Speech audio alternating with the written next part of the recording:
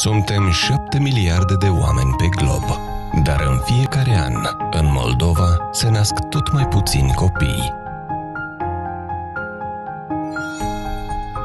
O femeie din Moldova naște în medie 1,3 copii, de 2 ori mai puțin decât este necesar pentru simpla înlocuire a generațiilor.